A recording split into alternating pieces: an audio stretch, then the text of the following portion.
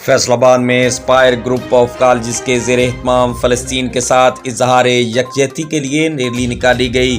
Rally میں principal professor Umair شفیق و دیگر اساتذہ اور طلباء نے شرکت کی۔ پرنسپل پروفیسر عمیر شفیق نے کہا، فلسطین پر اسرائیل کی جارحیت دنیا کو تیسری عالمی جنگ کی طرف دھکیل رہی ہے۔